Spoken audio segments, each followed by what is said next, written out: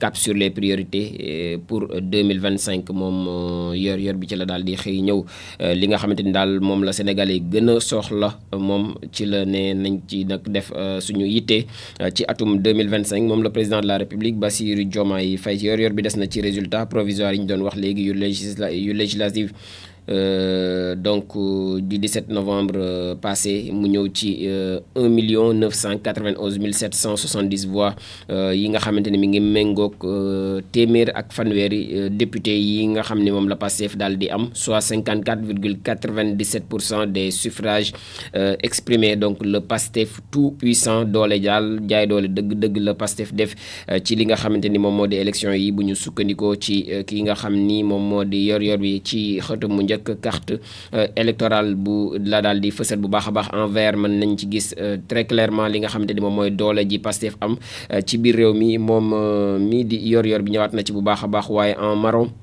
takk wàllu bi nga xamante ni aussi mi ngi jéem a préserver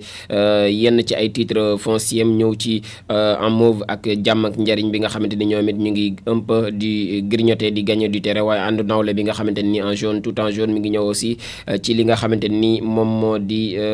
ci digg réew ma ak yenn ci ay voix yi nga xamante ni jot na ko fa daal di am donc statistiques yi mu ngi foofee ci biir journal bi surtout nag ci xët bu njëkk bu yor bu tey bi waaye des na ci crise des médias moom yor bi ak le CDEPS bi nga xamante ni démentir nañ le dégel bi nga xamante ni mi ngi dox ci diggante presse bi ak état bi santé publique ak les médecins en spécialisation yi nga xamante ni ñëwaat na ci bu baax a baax moom journal bi les laissés pour compte ñoom ñi nga xamante ni daal kenn faalewu leen moom ñëwaat na ci bu baax a baax moom journal bi la jàll ci libération moom dafa ñëw comme d'habitude ci wàllum enquête ak lépp li nga xamante ni mi ngi jëm ci wàllum luubal ñëw ci gestion d'un faux chèque bi nga xamante ni tukkee na ca trésor transfert aussi de Sadio Mané ak construction d'un palais à Dakar loolu yëpp ñëwaat na ci les dessous de l'affaire Amir Abo moom ci la daal di xëy daal di xaatim moom libération yéenekaay lépp li nga xamante ne daal lees waxul la ci mbirum Amir Abo se présentant faussement comme un ami intime d'Ousmane Sonko moom Amir Abo ba noppi daal di jot lu tolloog 100 millions en cash ci loxoy Mame Diarra Tall en prétendant donc pouvoir lui régler un dossier lié à un faux chèque du trésor de 557 millions de francs CFA ñoom moom placé nañ ko en garde à vue jamono ji waaye il a remboursé la somme mais l'enquête s'est poursuivie moom mi di Amir Abo maître Bamba Cissé moom mooy avocat du premier ministre moom mi ngi annoncé la constitution donc de son client en tant que partie civile waaye Atepa ak le film aussi Hissène Saleh moom ñëwaat na ci bu baax a baax ak les plans du présumé palais qui donc devait accueillir à Dakar ak le prince héritier Mohammed Ben Salman loolee yëpp moom journal bi ñëwaat na ci mbirum escroquerie donc moom libération yéenekaay des na sax en parenthèse ci kaw ak cour suprême ak levée de la suspension par l'ARCOP du marché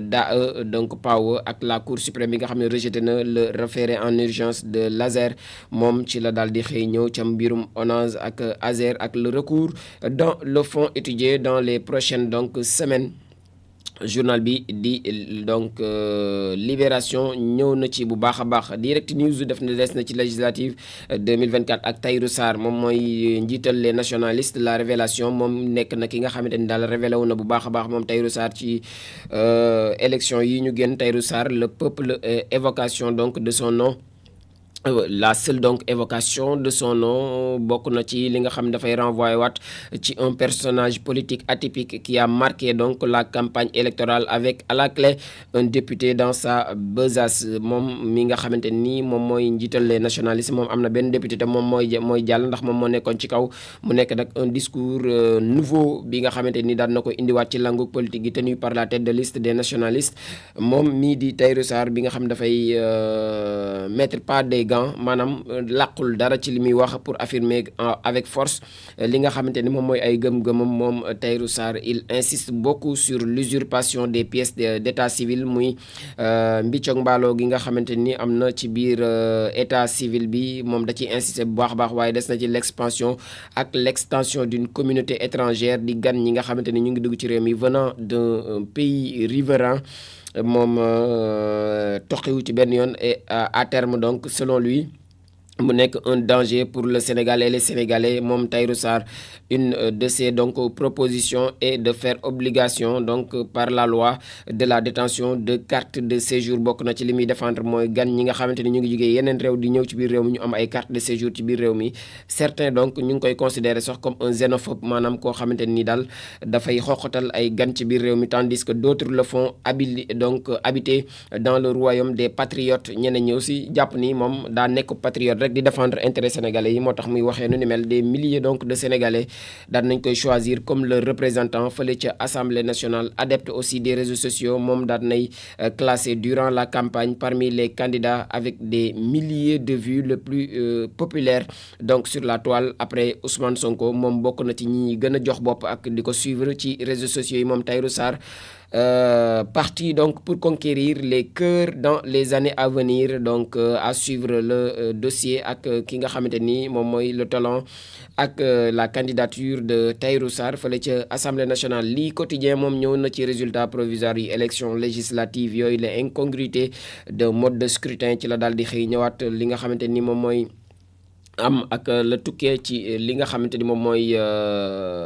élection yi avec donc 1 991 770 voix. ñoom waa Pastef daal dinañuy gagné 130 sièges. l'opposition réunie dispose de 35 sièges muy 35 députés yi nga xamante ni opposition am na ko avec 1 631 000 boo leen boole seen ay doole 863 voix. Pastef donc passe de 2 434 751 voix à la présidentielle à 1 991 770 voix. moom Pastef dafa daal di ñàkk lu tolloog 500 000 voix ci élection yi nga xamante ni moom la ñu génn, ndax ci élection présidentielle yi ñu ngi amoon 2 434 751 voix. ci élection législative yi ginnaaw juróom-ñetti weer rek ñu wàcc ba ci 1 991 770 voix. Barthélémy Diaz fait mieux que Khalifa Sall, 6,13%. Sam Sa Kàddu gagne 3 députés. And Nawlé, la marche des territoires, 5e. La surprise donc de ce scrutin moom mooy And Nawlé boobu avec 47 636 voix. Elle gagne donc deux sièges. And Nawlé bu Maguette Sène, le maire donc de Malicounda, ancien directeur bu kuddu ca Ndakaaru. moom ñëwaat na ci bu baax a baax moom journal bi Le Soleil quotidien moom it des na ci résultat provisoire des élections législatives anticipées du 17 novembre ak les patriotes puissance 130. moom ci la daal ñëw pour faire allusion aux 130 députés yi nga xamante ni ñoom la parti boobu la daal di am. Rewmi quotidien ci la daal di des sax ci résultat provisoire yooyu des législatives ci xëtam mu njëkk Ousmane Sonko avec 54,97% des suffrages. Pastef rafle 130 sièges sur 165 divisions spéciales de la cybersécurité. journal bi daal na ci ñëwaat bu baax a baax ak Moustapha Diakhaté mi nga xam ne convoqué nañ ko ce vendredi moom ca division spéciale de la cybercriminalité. moom journal bi daal na ci ñëwaat bu baax a baax. jàll ci 22 minutes pour lire l'essentiel ak Espagne bi nga xamante ni nos compatriotes ñoo ngi fay reetaan bu baax a baax. 300 000 émigrés ñoom ñooy humer l'odeur de la régularisation. ñoom bu ñu mayul daal dinañ am ay papiers lu tolloog 300 000 émigrés ci ay africains ak sénégalais. Mali moom journal bi daan na fay dellu ak les militaires mi nga xam ñu ngi reprendre leur gâteau. le général Maïga promu premier ministre Assimi Goïta moom ak Modibo Koné ak Sadio Camara ay Ismaïla Wagué ñoom la désunion des généraux profite à Choguel Maïga. moom ñëwaat na ci bu baax a baax. moom journal bi Le Téral quotidien moom des na ci législative département de Fatick ak commune de Ngayokhem. Farba Ngom moom notable émérite à Toucar. je ne m'engage jamais pour perdre. moom Farba Ngom loolee la xam le ne du engagé wu mukk ngir ñàkk résultat législatif yooyu. journal daal na ci des bu baax a baax ak le Pastef bi nga xam ne décroché nañ 130 députés. le quotidien moom it ñëw na ci assemblée bu nationale bi ak Pastef bi nga xam ni daanaka ay miettes rek la daal di bàyyeek ak ay adversaire am. la recomposition noonu la ko daal di titré tëggaat gi nga xamante ni daal am na ci assemblée nationale 130 députés pour le parti au pouvoir, 16 à Takku Wallu, 7 à Jàmm ak Njariñ, 3 pour Sàmm Sa Kàddu. le reste des listes se contentant donc d'un élu. base politique Sonko installe ses poulains. moom Sonko ay poulains daal di installé fépp ci biir réewum Sénégal. source a ñëw na ci critique liée à sa baisse de forme. moom ki mu daal di waxal du kenn ku dul Ismaïla Sarr ca Crystal Palace ginnaaw ba mu jugee ca Marseille. qualification pour le mondial ñëwaat na ci performance yi nga xamante ni yu yemamaay la nga xam ne def na ko ak départ du coach Aliou Cissé de la Tanière moom ñëwaat na ci ak les débordements d'Ismaïla Sarr entre autres lépp li nga xamante ni en tout cas xamee woon nañ ko moom da koo daal di bàyyi. sort réservé à chacune des listes ayant donc pris part aux élections législatives du 17 novembre mu ñëwaat na ci bu baax a baax moom journal bi la ak la calculette a enfin parlé ginnaaw bi ñu jotee démb li nga xamante ni moom mooy résultat yi. seuls 12 des 41 listes yi nga xamante ni ñoom ñoo doon jongante ñoom ñoo décroché au moins benn siège ci assemblée nationale. Pastef moom daal nay am 130 députés. Sàmm Sa Kàddu n'a gagné aucun département ñoom Sàmm Sa Kàddu amul benn département bu ñu gagné waaye am na ñetti député fële ca assemblée nationale ginnaaw seen scrutin donc au niveau proportionnel national. Takku Wàllu Sénégal se contente donc de 16 sièges. Jàmm ak Njariñ bénéficié de 7 sièges moom journal bi daal na ci xëyaat moom it xaatim bu baax a baax. L'info ñëw na ci 165 députés yi nga xamante ni ak 12 entités et une domination de Pastef yi nga xam ne ñoom ñoo war a composer la 15e législature. noonee sax la ko daal di titrer la 15e législature entre contraste, espoir et crainte muy lañ ca am ci luñ mën a xool ca lañ ca mën a en tout cas jàppandi ci espoir ak lépp li nga xamante ni mënees nañ ko ca am ca njàqare ak la razzia bi nga xamante ni Pastef daal na koy amal daal di confirmer avec 130 députés contre 16 pour Takku Wallu, 7 pour Jàmm ak Njariñ ak donc 3 pour Sàmm Sa Kàddu. Le Témoin des ci publication des résultats provisoires yooyu. Razzia du Pastef confirmé avec 130 sièges moom it ci la daal di xëy ñëwaat waaye des na ci présidence de l'Assemblée nationale. 6 candidats yi nga xamante ni ñu ngi leen di pressentir fële ca perchoir ba kenn ki mooy El Malick Ndiaye, Saliou Ndione ak maître Abdoulaye Tall en pole position. ñoom ñett ñi buñ mayul kenn dina ci doon président bu Assemblée nationale bu ñu sukkandikoo ci journal bi Le Public. ñëw na ci crise persistante bi nga xamante ni am na. va-t-on donc vers une presse sous ordre du projet fantôme maanaam dañuy jëm ci presse boo xamante ni dafa nekk nag ci ay ndigalu projet fantôme bi nga xamante ni nguur gi moom la daal di yor moom. journal bi daal na ci ñëwaat bu baax a baax. Vox Populi des ci Adama Gaye mi nga xamante ni moom jamono ji ma nga ca dikk. Moustapha Diakhaté moom ca DSC donc moom ci la daal di ñëw léegi ca cybercriminalité donc législative anticipée du 17 novembre aussi journal bi daal na ci des ak les résultats provisoires. Confirme l'hégémonie de Pastef fële ca Assemblée nationale avec 54,97% des suffrages. Sonko rafle 130 des 165 députés moom Ousmane Sonko critique des na aussi ci 15e législature boobu nga xamante ni daanaka amul benn garantie de rupture entre citoyen lambda et vieux briscard. noonee la ko daal di titré waaye des na ci les ministres aussi. Mabouba Diagne sur la fixation du prix de l'arachide. Les paysans seront contents moom mi nga xam ne moom lañ dénk wàllum mbay mi nee na daal ci wàllum jàppum njëgum gerte gi